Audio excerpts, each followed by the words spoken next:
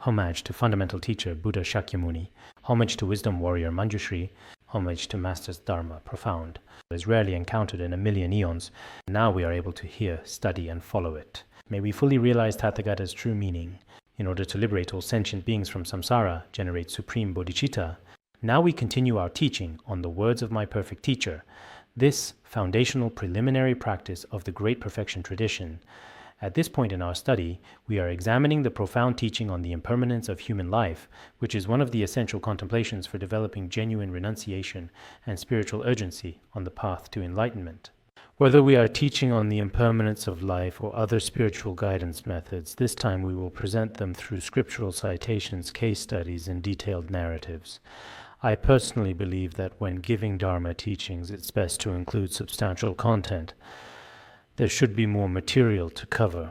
This approach allows for a comprehensive understanding, as the teachings become richer when supported by authentic sources and thorough explanations. Nowadays, some people in the world genuinely hold this particular view. For example, whether writing a comprehensive book or giving insightful Buddhist teachings, it is generally better to keep it concise and brief so that people can more easily accept it. Some people have told me this before. They said it's best not to translate very thick books, otherwise no one will read them. And also it is important not to write very thick, extensive books, otherwise it is highly probable that no one will truly read them either. When teaching, it's better to say less, otherwise people won't be able to take it in. But this is how I see it.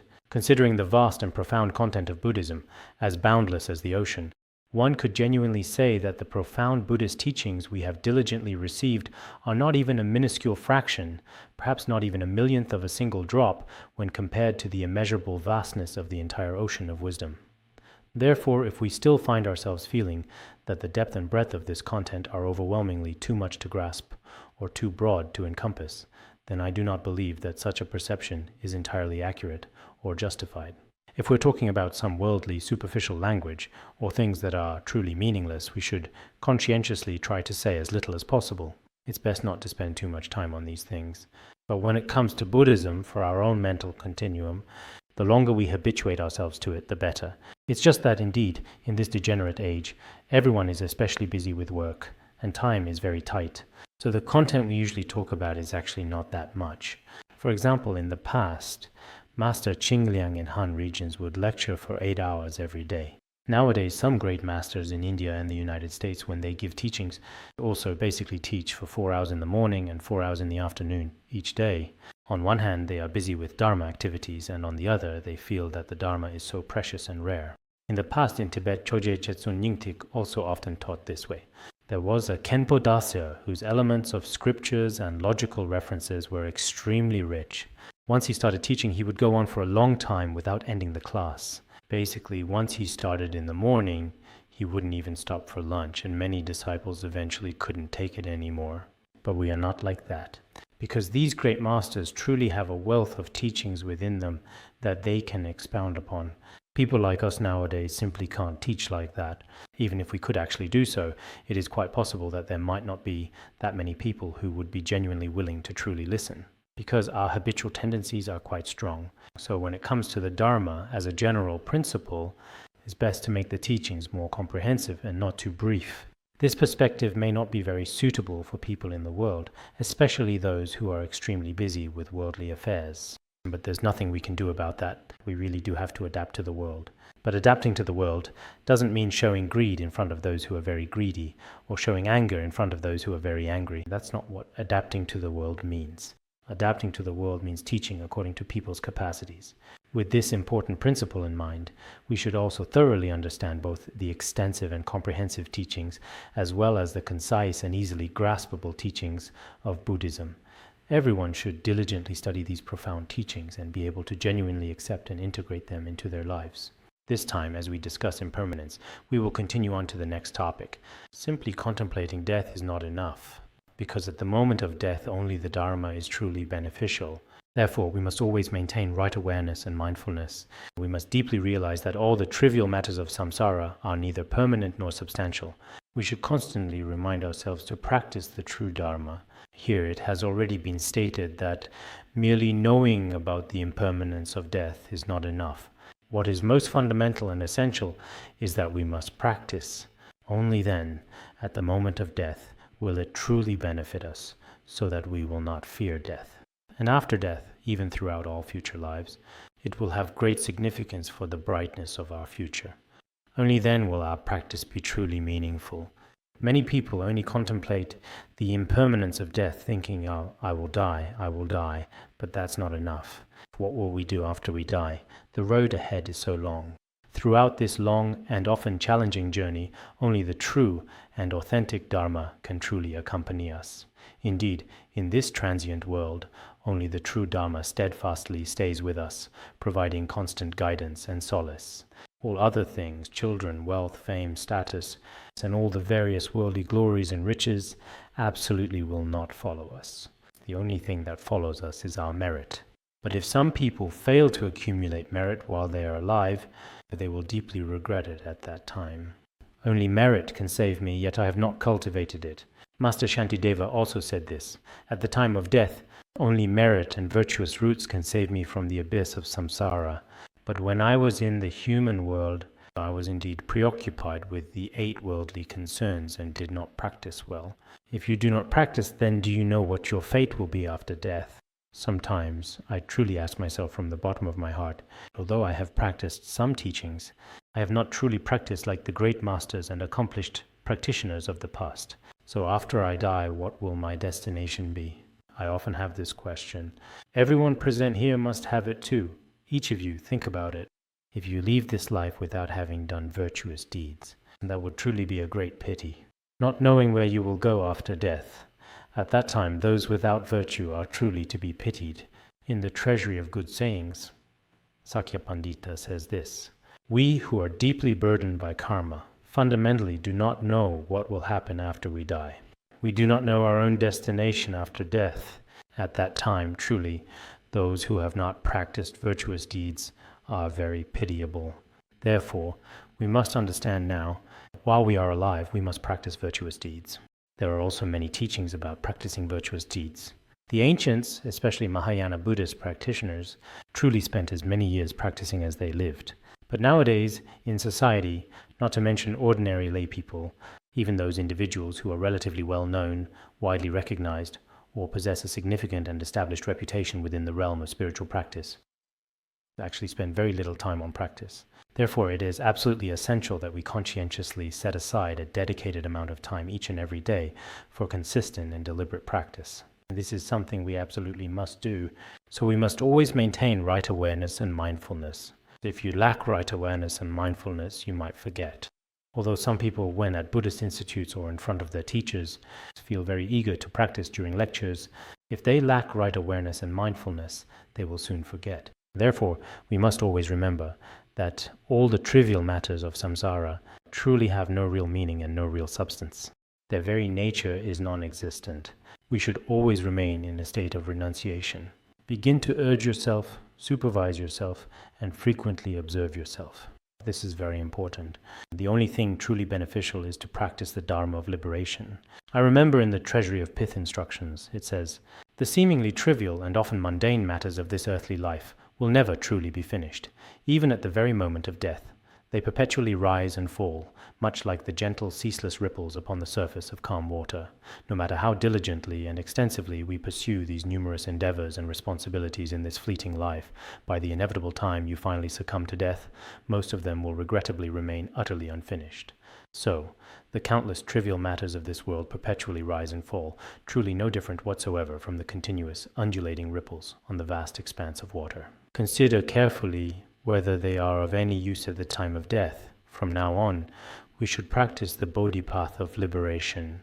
Therefore, we should ask ourselves, at the time of death, will all these worldly matters be of any use to me? We should deeply contemplate and observe this profoundly.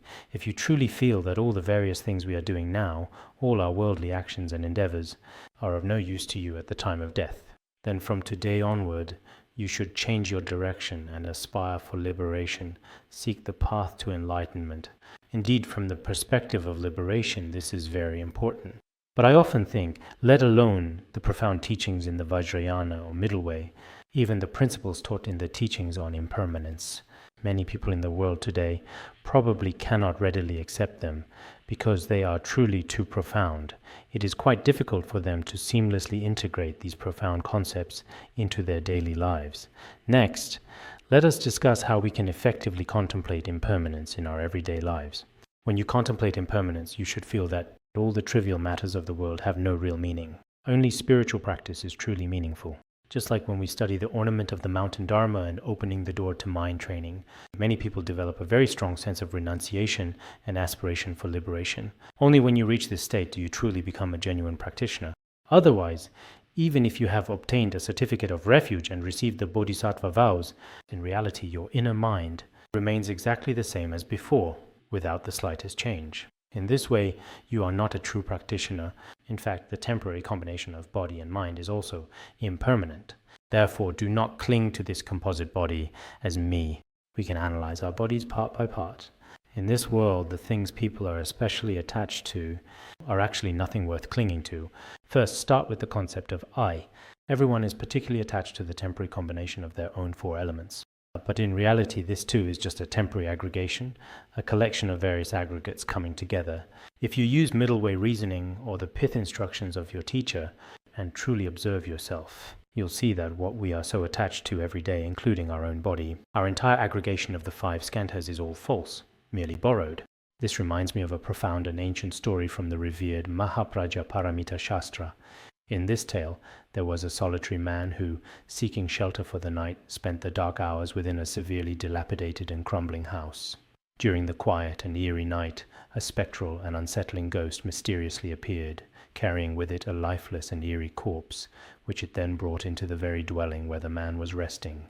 At that time, the man was extremely frightened and kept watching inside the house. After a while, another fierce ghost arrived. The fierce ghost said, "This is my corpse." The two of them started arguing. The first ghost said, "I brought it here." They kept arguing endlessly and without resolution, and eventually said, "We really cannot settle this matter between us. There's a person present here. Let him decide this." The man was extremely frightened in his heart. He thought, if I say the corpse belongs to the first ghost, then maybe the ghost who came later is very fierce and he will definitely eat me. If I say it belongs to the ghost who came later, then the first ghost will also eat me. So what should I do? He thought and thought, but in the end he said, no matter what, I have no hope anyway, so I'll just tell the truth. He firmly believed that since the very first ghost had originally brought it, it should, by all rights, rightfully belong to him. At this precise moment, the second ghost became incredibly and intensely angry, flying into an uncontrollable rage. Without hesitation, he immediately and brutally ate all of the man's limbs, devouring them completely. It seems like I've already told this particular story before, perhaps on a previous occasion. After being eaten, he was in great pain, but he didn't die. After the ghost finished eating, it left. Then the first ghost said, "Don't be sad, I'll think of a way." He took the limbs from the corpse just now and attached them to the man's body. The corpse from earlier still had all its limbs. As a result, he was able to walk again and everything was just as it was before. But he still felt uneasy inside because, after all, these weren't really his. Later, he went to see the assembly of monks. He thought, if I say I exist, then all my limbs are actually someone else's. But if I say I don't exist, my body is still perfectly intact right now. So what should I say, really? Then he went to the monks and told them what had happened to him. The monks said, whether it's your body or the five aggregates, they are all just temporary combinations, and there is no real self. As soon as these words were spoken, that person, who had a rather good foundation, attained the fruit of arhatship. So, if we really examine our bodies carefully, they are just like the hands and feet of corpses in a charnel ground. There's actually no real significant difference, but we have a very deep and profound attachment, truly believing that they are inherently and exclusively ours. Therefore, by observing with this kind of wisdom, we can see that what we consider to be our own five aggregates are not really ours either. The path we follow is also discussed here, as well as everything we do in our daily lives, walking, standing, sitting, lying down, and all our actions. We should contemplate their impermanence and lack of inherent meaning. The path we walk is also impermanent. Every gesture, every step should be done properly and in accordance with the Dharma. This is also stated in the condensed Prajnaparamita Sutra. Only look at the yoke of wood, walk with an undistracted mind. Whether walking, standing, sitting, or lying down, maintain clear awareness. Gaze at the yoke and let your mind remain undisturbed. It seems that in our current translation there are some slight differences. This was translated a long time ago, but the meaning is the same. The point is, when we walk along a path, we should reflect. I am walking on this road, but in reality, my body is impermanent, my feet are impermanent, and I may not pass by here again in the future. Think about it. The road you are walking on, from a subtle perspective, is also impermanent from moment to moment. And from a broader perspective, it too can be destroyed by various disasters. So whenever we pass by a highway, a railway, or any kind of road, we should always have the sense that this road is impermanent. Moreover, as we walk, we should always maintain the kind of conduct described in The Perfection of Wisdom in 8,000 lines, not rushing in our actions, but practicing in a proper and lawful way, constantly contemplating impermanence. In fact, this is how things are done in society. For example, I had a relative who was gravely ill. You could say he was skin and bones, truly pitiful.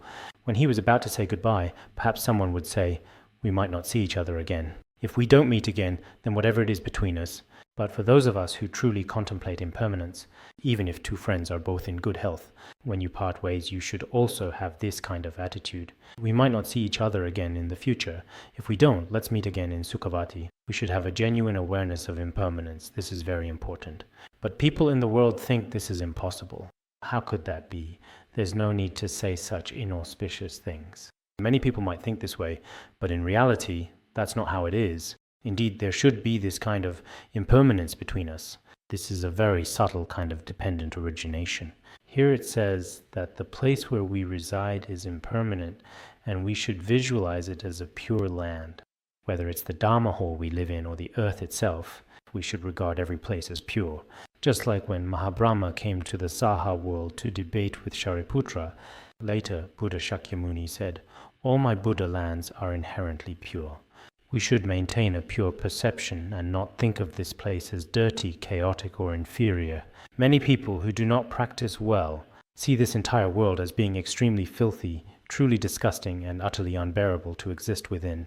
And everyone they come into contact with, they see as either malevolent demons, terrifying evil spirits, or truly hideous armies. If you consistently view things in this particular way, it will indeed significantly harm your own spiritual practice and personal development. This is your own place of residence. Worldly food and drink are impermanent. One should savor the exquisite nourishment of meditation. In our daily lives, when we partake in food and drink, if we have some level of spiritual attainment, we should enjoy them through the experience of meditation. In the past, many dakinis came before Jetsun Milarepa to offer him food and drink. They said it was to accumulate merit and requested the master to joyfully accept their offerings. Later, Milarepa said, "I do not need to accept worldly clothing, nor do I need to accept worldly food and drink. I rely entirely on the exquisite nourishment of meditation to sustain my life. If we could attain such a state, of course, that would be ideal. If we do not have such attainment, then at least keep things relatively pure." I have always emphasized before that when we eat our 3 daily meals, we absolutely shouldn't at every single meal have a frog for breakfast, a poisonous snake for lunch, and a chicken for dinner. This is a crucial point to remember. Nowadays, people in the world don't just eat 1 or 2, it's countless, especially those who live by the sea. It would be better to leave this world a little earlier. Every day, so many sentient beings are killed. Compared to butchers, who only kill, some people are even more ruthless than butchers. Generally, in the world, the lowest and most despicable people are considered to be butchers. But in fact, some people are even more vicious than evil spirits or demons. Therefore, such a way of life is meaningless. We should live purely, or at least offer food to the 3 jewels. Or, like many practitioners here, we do not eat afternoon. If you refrain from eating afternoon, it must be out of reverence for the 3 jewels, otherwise you wouldn't do it. So with such a pure mind, we lead a pure life. This is also one of the practices of impermanence. Lying down and sleeping are impermanent. We should transform confusion into a state of luminosity. Even sleeping at night is actually impermanent. If we go to sleep in a state of ordinary greed or anger, then we are likely to experience dreams that reflect these negative emotions. Then it has no real meaning. Even if you are dreaming, it is still very much within a state of profound confusion and uncertainty. If you have attained the generation and completion stages of certain tantric practices, you abide in a state of luminosity. If you have not accomplished this state of luminosity, you should visualize the Buddha surrounded by halos of light. With this kind of dedicated practice, you can truly sleep peacefully. Material wealth is inherently impermanent. Therefore, we should instead rely on the profound 7 noble riches.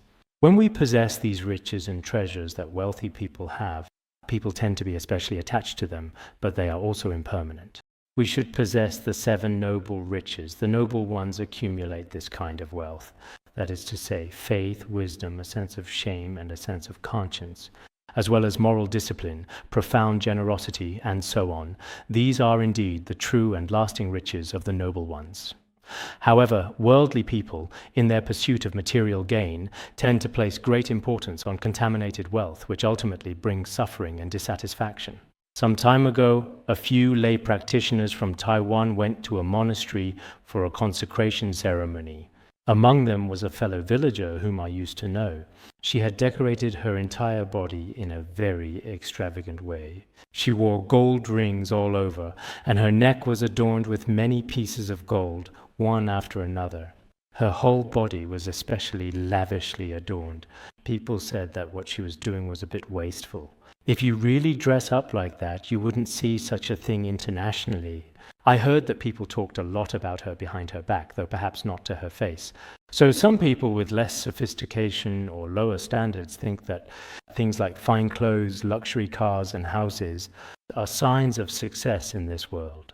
However, those who are more advanced in spiritual practice with higher realization regard these things as nothing more than ordinary rubble. In their eyes, these things simply don't matter at all. Whoever possesses pure discipline, pure faith, and a sense of shame and remorse, these are the true riches of the noble ones, and such wealth is widely praised. Therefore, as practitioners, it can be quite difficult not to go along with the ways of the world. However, the main point is that when one's practice reaches a certain level, one will value the 7 noble treasures. Relatives and neighbors are impermanent. One should seek solitude to inspire renunciation. Relatives, friends, neighbors, clans, and cities, all these are impermanent. Spending all your time catering to them is ultimately of no real benefit. One should distance oneself from these cities and bustling places, and instead go to pure and quiet places. Whether in a monastery or a retreat center, one should diligently engage in practice. When you arrive at such a tranquil place, a sense of renunciation will naturally arise. At that time, you will cherish your time. In fact, treasuring time is extremely important. Because if we do not value our time and do not practice well now, we may not have the opportunity in the future. So right now, our time is limited. In the past, Master Yi Yuan of the Ming Dynasty once said, "The Western Pure Land is not far away. Human life is impermanent, just a breath away." Limited time should be cherished. If you waste this life, it will be hard to rise above in the future. Therefore, our limited and precious time in this existence is truly invaluable. Those individuals with profound wisdom should recognize its immense worth and diligently treasure every moment. Once we lose this incredibly rare and uniquely fortunate human body that we currently possess, there truly may never be such an extraordinary opportunity again. After we eventually lose this human body, what kind of being we will truly become in the afterlife is indeed quite hard to definitively say. That's why we must develop a sense of renunciation right now. We should always feel that this precious human life is extremely precious. In fact, some people who have just left the lay life and become monastics do possess this sense of renunciation. But this renunciation needs to be maintained steadily over the long term. Otherwise, the initial sense of renunciation may not be very reliable. Fame and status are also impermanent. We should always remain humble and in a low position. If we examine carefully, our reputation and status are all impermanent. Therefore, as a true practitioner, one should not seek after fame or desire many positions of status. In the workplace, people nowadays live very exhausting lives.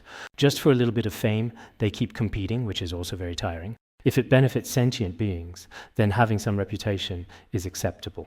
If it does not benefit sentient beings, then just like the great masters of the Kadampa tradition in the past, even though they possessed immeasurable inner merit, outwardly they remained unknown, quietly practicing and doing good deeds. Our words and conversations are impermanent. We should urge ourselves to recite mantras and scriptures. Usually, we engage in idle talk that is meaningless. If we have time, we should encourage ourselves to recite mantras and scriptures. This is very important. Remember, in the Treasury of Pith instructions, it talks about eliminating 6 major errors of the mind. One of them is being warm and enthusiastic toward friends and family, but not toward your teacher or Dharma companions.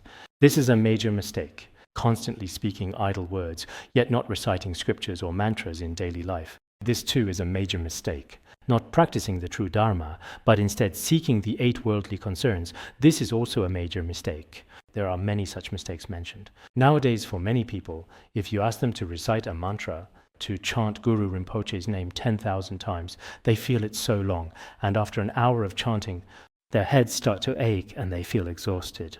But if you ask them to gossip, especially to talk about others' faults, they could go on for 3 or 4 hours and still feel it's not enough. Some people even stay up late just to talk about these things. This person is bad, that person is bad, and so on. So our afflictions are indeed quite deep-rooted. We should be able to observe this in ourselves. When we do good deeds, it feels like climbing a mountain, very tiring. We're always keeping track of the time, which is quite obvious. If we prostrate for half an hour or recite scriptures for an hour, we get exhausted. But if it's something worldly that we're asked to do, we probably wouldn't feel this way. Therefore, when practicing virtuous deeds, we must have perseverance and diligence. Because when it comes to committing negative actions, you're so capable and courageous.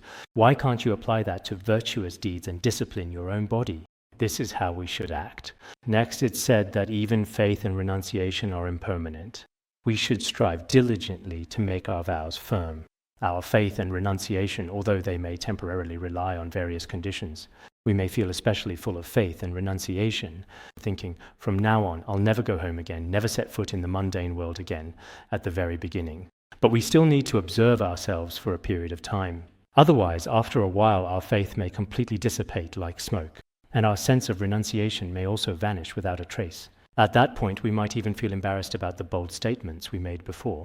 Therefore, in order to strengthen our renunciation and faith, we must frequently pray to the Guru and the 3 jewels. In addition, we need to uphold a firm vow to keep ourselves steady. In this way, such faith can be sustained over the long term.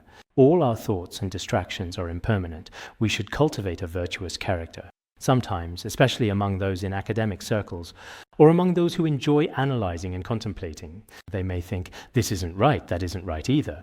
Their capacity for discriminating thoughts becomes especially strong. But this too is impermanent. What we need most is to cultivate a virtuous character that tames our own mind. Having bodhicitta and compassion, such qualities of character are very important. Or some people are eloquent and articulate, with excellent speaking skills. They talk a lot and have a vivid imagination. But whether this actually benefits sentient beings or oneself is hard to say. All of these are impermanent. What is most needed is the virtue within our own hearts, to plant truly meaningful seeds in the alaya consciousness. Signs of realization and insight are impermanent. It is essential to reach the ultimate expanse of the Dharma realm. Sometimes during our practice, we may have good dreams at night, and various appearances may manifest during the day. Sometimes it seems as if we see light or encounter holy beings. All kinds of signs and temporary realizations may arise, but all of these are unstable, so you shouldn't get too excited. When afflictions arise, you might not even notice it yourself. As soon as you feel a little something or experience a slight state, you start calling everyone everywhere, saying, I've realized, I've awakened, I've seen something. But actually, seeing is not that important. What truly matters is the transformation within your heart. What we are really talking about now is the doctrine of precious human life and the impermanence of lifespan. Contemplate and meditate on this repeatedly in your heart, and once it arises, your practice will have a foundation. If there is no foundation, then any superficial signs or experiences, as Khenpo Rinpoche said in Opening the Door to Mind Training, if the teachings on impermanence are not well practiced, then even Guhyasamaja Vajra practices are not that profound. But if the teachings on impermanence are well practiced, even the simple practice of the 3 refuges becomes very profound.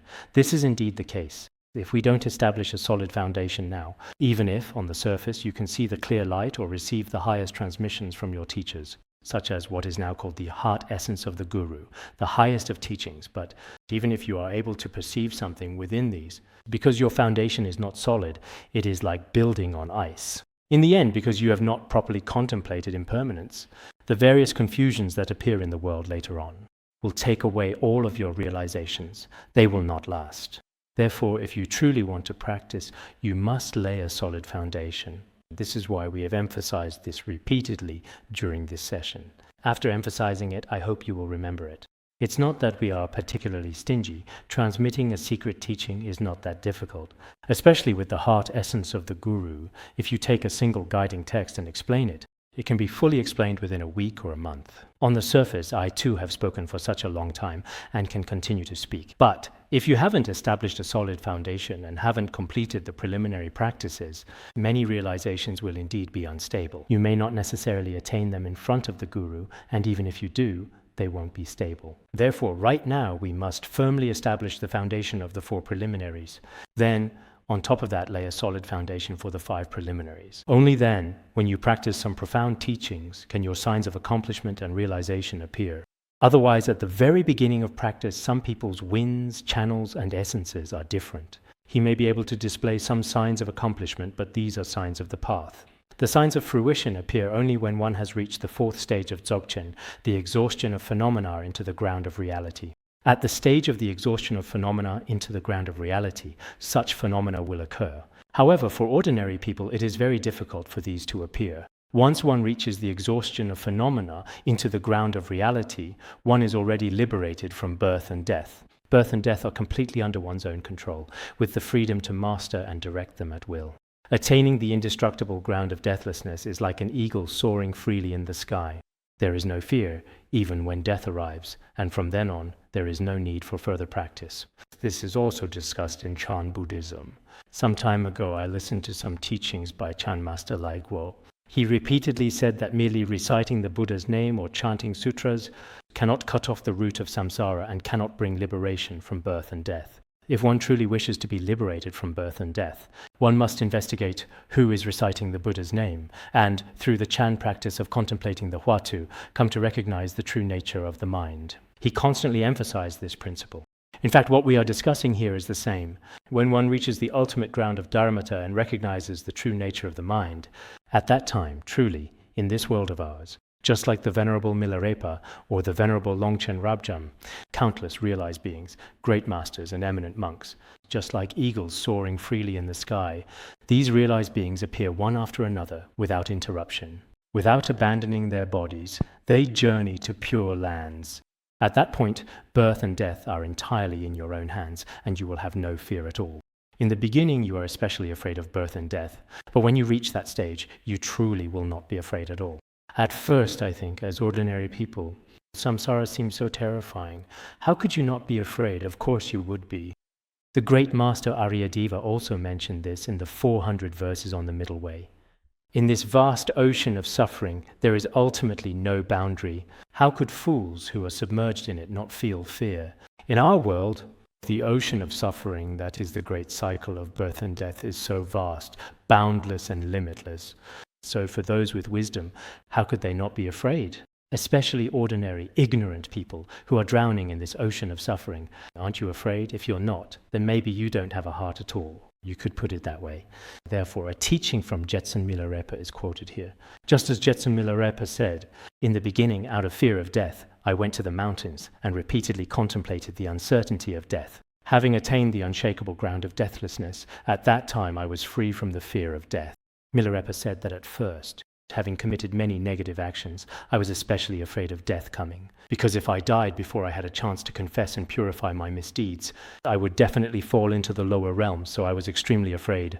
Later, I relied on solitary places for practice, and then relied on great masters like Mapa and others, receiving their pith instructions. Moreover, by repeatedly contemplating and practicing the teachings on the impermanence of life within those instructions, in the end I attained the unshakable ground of deathlessness, the fruition of deathlessness. At that time there was absolutely no fear of death. I think many Dharma friends are the same. In the beginning, coming from the city or from circumstances where they hadn't studied Buddhism, they started to enter the Buddhist path out of fear of death.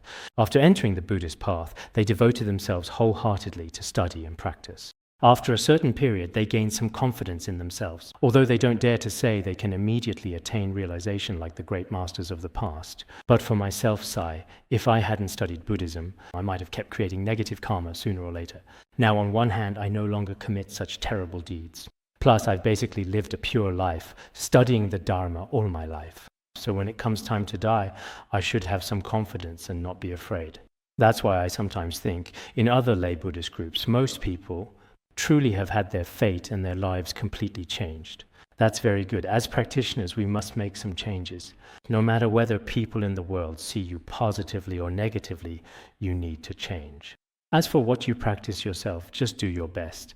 Many people in our institute sometimes tell me, my negative karma is heavy, my practice isn't good, but actually I think that's still okay. If your life in the world is exactly the same as before, then you might be creating negative karma every day. But now, compared to before, your life has changed. Although your daily practice may not be very good, the negative karma you create is not as serious as before. You should look at it from both perspectives and observe. If you hadn't studied Buddhism and hadn't abandoned your original way of life, right now you might not even realize when you're creating negative karma every moment of the day. Some people eat seafood every day, eat live fish, and that's what they eat every single day. Their teeth are quite white, but the blood inside is red, right at the tips of their teeth. But you yourself haven't even fully realized or truly comprehended that you are in fact a terrorist. However, now, through the profound and boundless compassion of Buddhism, someone, a kind and thoughtful individual, took the time to write me a heartfelt letter, meticulously penned on a very large and substantial piece of paper, which was quite unexpected and deeply moving. I studied the way of the bodhisattva, and there are endless things to say. All they wrote was, thank you, a lot of gratitude. But actually, there's not much to be grateful to me for. However, for something like the way of the Bodhisattva, which truly contains the wisdom of Mahayana Buddhism, we should indeed feel grateful. It has changed one's own destiny. This is not something that can be truly measured by material wealth or social status. Therefore, just like the revered Milarepa, we must diligently strive to attain that profound and unwavering state of neither coming nor going, a state of ultimate liberation and peace. In fact, through the teaching of impermanence, one can attain the state of nirvana. I remember in the Nirvana Sutra, our master, Buddha Shakyamuni, when he was still on the path, transformed into a Brahmin and practiced asceticism in the snowy mountains. At that particular time, a celestial deva, a divine being, came forth to truly test his unwavering resolve, and then recited to him, saying, indeed, all conditioned phenomena are inherently impermanent. They are subject to the natural processes of arising and subsequently ceasing. He spoke just these 2 lines. Then, at that very moment, he profoundly felt that this was indeed the fundamental and true essence of all profound Dharma and inherent virtue.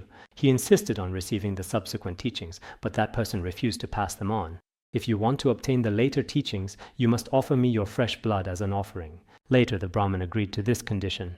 After offering his fresh blood, the following verse was given: when arising and ceasing have ceased, tranquility is bliss. Upon receiving this profound and enlightening teaching, the Brahmin was filled with an overwhelming sense of joy and profound contentment.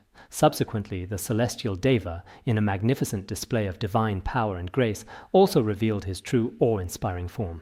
Therefore, in the extensive biography of the Buddha and other biographies of the teacher, it is mentioned that this verse should be regarded as the fundamental root of all phenomena. At that time, the Brahmin wrote this verse everywhere. He thought, I have already gained the benefit of the Dharma from this. So, beings with a karmic connection like me could also obtain it elsewhere. Therefore, he wrote this verse at crossroads, on walls, and everywhere he could. That's why many Dharma friends keep writing observe silence on pillars. But there's no need to write observe silence. Instead, you should write all conditioned phenomena are impermanent. They are subject to arising and ceasing. Next, it is said that the incomparable Patrul Rinpoche also personally instructed us, saying, in the beginning, be afraid of being pursued by the cycle of birth and death, and be sure to escape without hesitation, just like a deer fleeing from a cage. In the middle, you must be as diligent as a farmer working hard in the fields. You must reach a point where you have no regrets at death. In the end, you should be like someone who has accomplished a great task and feel at peace and justified in your heart. Here, he describes 3 stages when contemplating impermanence. At the very beginning, it's very much like a skilled hunter meticulously trapping a wild animal within a secure cage. If it finally escapes, it will undoubtedly run away with incredible speed without looking back. When the sense of impermanence arises in our mind continuum, we completely disregard everything else, such as diligently studying Buddhism, or perhaps even formally ordaining into the monastic life. No matter how persistently others may try to persuade us or engage in conversation with us, it is utterly useless. They simply cannot stop us from our chosen path. You just leave without looking back, never to return. No matter how many people come, even if your mother faints or your father threatens you, no matter what happens at home, you pay it no mind. This is the initial renunciation which many people experience. At first, if you go to a quiet place or enter a monastery wanting to ordain or study Buddhism, this is very good. If you don't have this kind of renunciation, you won't be able to break free from the trivial matters of the world. This is indeed the very first stage. Then, in the crucial middle stage, it's truly like a diligent farmer, assiduously working the fertile fields, tending to every detail with great care and dedication. Whether it's contemplating impermanence and death or the teachings of the Guru, you must study diligently, always learning and learning. In the end, you have no regrets yourself. After studying for more than 10 years or many years, you think, that's good. Now, I feel confident that I definitely won't fall into a lower realm. Look at how many mantras I recite every day. I've completed such excellent preliminary practices, and I've listened to so many teachings. Now it's enough. There's no problem anymore. So whenever it comes, I can just wait for death. There should be a sense of certainty. This is the middle stage. In the very end, you will truly feel completely at ease, because everything has already been successfully accomplished, just like some great masters and eminent monks of the past, as described in the Song of Joy by the Guru Rinpoche at Mount Wutai. Death is joyful, life is joyful, everything is joyful. When Vajrasattva arrived at Sawarong, there was also a Song of Fulfilled Joy, which spoke of many things as well, because those who have achieved realization through practice are truly joyful in their hearts. I saw a book called I Am a Happy Person, but after reading much of it, it seems to be a kind of worldly happiness, not the happiness that comes from spiritual practice. Because it was written by an ordinary person saying, I am the happiest. But sometimes, in spiritual practice, truly having some certainty, the state of having mastery over life and death is the most joyful. You could also put it this way. At the very beginning, you must be as focused as someone struck in a vital spot by an arrow, realizing that there is no time to waste. In the intermediate stage, you should be as single-minded as a mother who has lost her only child, devoting yourself wholeheartedly to practice. At the end, you realize there is nothing left to do, like a herdsman driving away cattle as an enemy approaches. At the very beginning, if an arrow strikes a person in a vital spot, no matter how incredibly important other interests or pressing matters may be, they will all be completely abandoned. Just like when someone is seriously injured, people immediately and instinctively try to find a way to save them, providing immediate assistance and care. Rushing them to the hospital for emergency treatment, it's that kind of mindset. When we first give rise to the awareness of impermanence, we must practice the Dharma, and aside from practicing, nothing else matters. Nothing can possibly stop you. You need to reach this kind of state. Then, in the middle stage, it's like a mother who has a son. If her son dies, she thinks about him day and night, constantly crying, always thinking of her son. She has absolutely no time whatsoever, nor any thought at all, for any other interest or matters of any kind. In the same way, when we practice, we must be fully focused, practicing the teachings on impermanence, or the preliminary practices, or whatever Dharma you are practicing. This is the middle stage. When you reach the final stage, you have attained the highest state. At that point, there is no more effort or action. It's like being in a state of clarity and natural presence. This state cannot be explained by any other analogy. It's like a herdsman's entire herd of valuable cattle, all being suddenly driven away by relentless enemies, leaving him in a completely dazed and utterly bewildered state, utterly unsure of what to do next. Realization is not that kind of sorrow, though it may carry a hint of sadness. Here, it doesn't mean that realization is like someone losing their wallet and feeling especially heartbroken. It's not like that. But at that moment, there's nothing that can be done. All the cattle have been driven away. It's like being in an indescribable state. In the end, when you have practiced impermanence to its highest point, you reach a supreme state where there is nothing left to do. This is what you need to achieve. Before you develop such a firm understanding, you must focus solely on meditating on death and impermanence. That's why the great masters and accomplished practitioners of the past also continually meditated on death and impermanence. This is the reason for that as well. Before you reach this state, it's perfectly fine to keep meditating on impermanence. In the past, Puchungwa Geshe said, if you don't contemplate death in the morning, the whole day will be wasted. If you don't contemplate death at night, the whole night will be wasted. That's what Puchungwa Geshe said.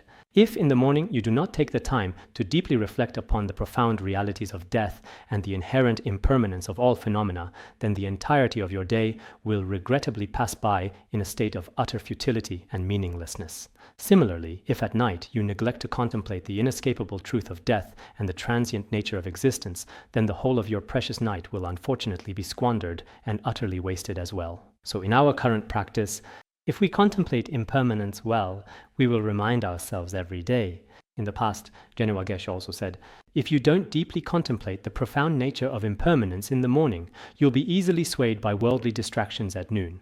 If you don't truly reflect on the reality of death and the transient nature of impermanence at noon, then by evening, these worldly distractions will completely control you. Therefore, if someone wants to spend the whole day immersed in Dharma, or in a state of practice, you must deeply meditate on the profound nature of impermanence.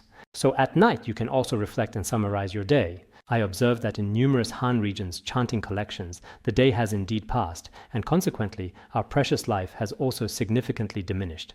Much like a fish with very little water remaining, what genuine joy or contentment can there truly be? In fact, we should reflect on the day. Today has already gone by. Tomorrow's time does not increase as the years pass by. Just like fish in a pond where the water keeps diminishing, leaving them with no hope of survival, we humans living in this world face the same principle. Our remaining lifespan only decreases with each passing day. We should contemplate impermanence through many elements of scriptures and stories. But I think for many people, the thought of impermanence can naturally arise in their hearts. This isn't very difficult, but it does require long-term practice. The Buddha himself once praised the contemplation of impermanence in golden words. Frequent contemplation of impermanence is an offering to all Buddhas. Frequent contemplation of impermanence brings the comfort of the Buddha. If we practice impermanence, even without other offerings, it is enough. It is the supreme offering to the Buddhas. If we contemplate impermanence often, the Buddha will always bring us comfort. When we are in samsara, we feel afraid, want to cry, and are heartbroken. But if you contemplate impermanence, the Buddha will bless and comfort you in various ways. Frequent contemplation of impermanence receives the Buddha's prophecy. Frequent contemplation of impermanence receives the Buddha's blessings. The Buddha will indeed bless you and give you a prophecy for your future attainment. Just as among all footprints, the elephant's is the greatest, so too among all Buddhist practices, contemplating impermanence is the most supreme. It is also profoundly stated in the revered Nirvana Sutra that among all the footprints of sentient beings, the elephant's footprint is truly supreme. Likewise, the deep and insightful contemplation of impermanence is considered the absolute highest and most profound wisdom. This is how it is explained in the Mahaparinirvana Sutra. Among all the footprints of sentient beings, the elephant's footprint, some masters explain that it is round, unlike the footprints of other animals, and is very dignified. Some say that elephants are very wise, and that if you follow their footprints wherever they go, you will not encounter any danger. This is also one way of interpreting it. Among all contemplations and all meditative practices, impermanence is the most supreme. This is what Buddha Shakyamuni personally said. So in our daily lives, we think about so many things. Some people tell me, "Oh, what should I do? My discursive thoughts are so strong, I just can't settle my mind. I'm always thinking about this and that. What exactly should I be thinking about?" You should contemplate impermanence. Mountains are impermanent. Rivers are impermanent as well. I am impermanent, and so are you. You will die, and so will I. Other than this, I have no other teachings to offer. When others come to you seeking advice, you should also say, "You will die, and so will I." Why is it that in Master Yingguang's shrine, every day, behind the statue of Amitabha Buddha, there is a large character for death? This signifies that many eminent monks and great masters truly consider death to be especially important. They practice the profound concept of impermanence in this way, understanding that all phenomena are constantly changing and not fixed. The ancient and revered Vinaya Sutra also extensively speaks of this very principle.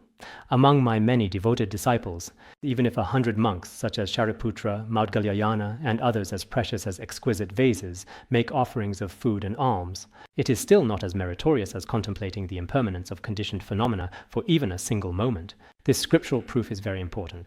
Buddha Shakyamuni said, "Among my disciples, just like exquisite vases or golden vases, which are valuable both inside and out. In the same way, disciples such as Shariputra and Maudgalyayana, within the teachings of Buddha Shakyamuni, were pure in their discipline and their practice, supernatural powers, and wisdom were also supreme.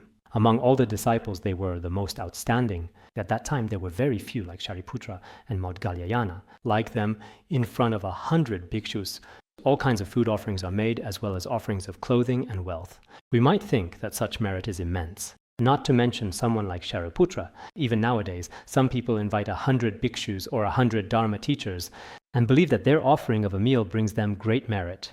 But in fact, if you can contemplate the impermanence of a single instant, contemplating the impermanence of a single instant is actually quite easy. Indeed, as we practice contemplating impermanence here, I hope everyone will do so regularly. This is not only a foundation for practice, but also brings especially great merit. I think that even if your discursive thoughts are strong within a single instant, it's still possible. In a single instant, a second or a minute, just reflect on it. Basically use the method of observation to reflect. When will I die?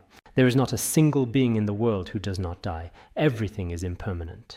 You can observe through theoretical contemplation, or you can use pith instructions to practice as well. Everything is impermanent. If you think this way in your heart and reflect well, it is very easy. If you can do this every day, your level of practice will become very complete. Therefore, in the past, some great masters and accomplished teachers would contemplate impermanence before every practice session. Some lamas would contemplate Guru Yoga before each practice. Actually, all these pith instructions are very profound. This year I feel very happy. Why am I so happy? Perhaps many Dharma friends in the Han regions don't even understand the basic teachings. They don't really know which are the most profound and which are the most basic. Through this opportunity, I have explained these things to everyone. Whether you practice or not is up to you. Buddha Shakyamuni also said, I have already revealed the path to liberation to you. Liberation depends on yourself. Whether you practice or not is your own business. So this is the only way we have. There's nothing else we can do. It's impossible to do this for each and every person. Grabbing you by the chest and asking, are you going to practice or not? I also can't go and say this to everyone one by one. But I think for those who are sincere, since everyone here is reasonable, the principles of Buddhism are different from other kinds of reasoning. They are very easy for people to accept. People with wisdom can accept them, and even those without wisdom can accept them too.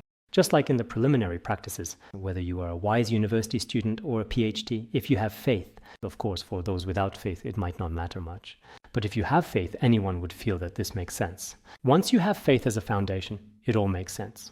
And even those without wisdom, illiterate people who have never studied, when they hear all phenomena are impermanent, they also feel it makes sense. Therefore, through the practice of Buddhism, we really need to frequently examine ourselves. Back in the Song dynasty, there was a man named Wu Xinshu. He was quite a remarkably talented individual and very wise, and at that particular time, he held a fairly high and significant official position within the government. He also practiced impermanence in his own way in daily life. Even people in the secular world have such practices. So how did he do it? He made a coffin and slept inside it every night, instructing his servants to call out when he woke up in the morning, Wu Xinsu, time to return, time to return. The three realms offer no security and are not suitable for dwelling. In the Western Pure Land there are lotus wombs awaiting. Time to return, time to return. This daily practice reminded him of life's impermanence and the urgency of spiritual cultivation.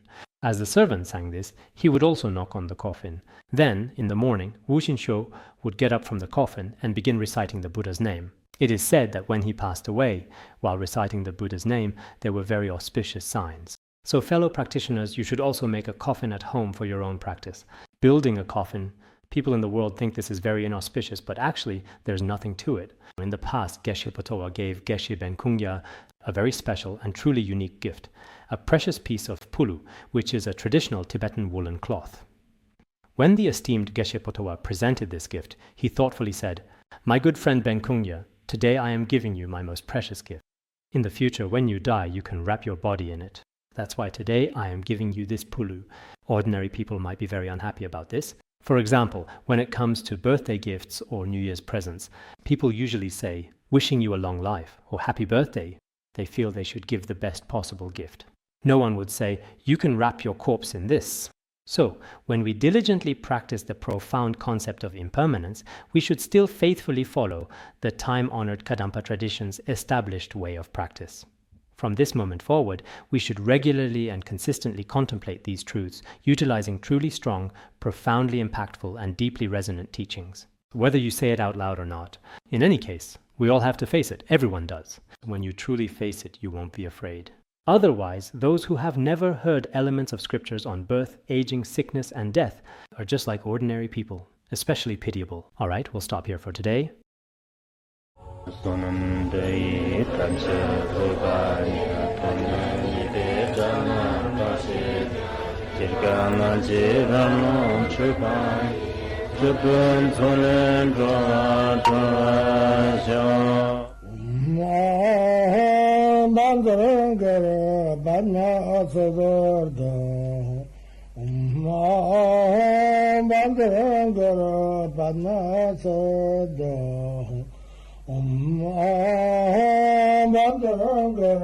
Dharma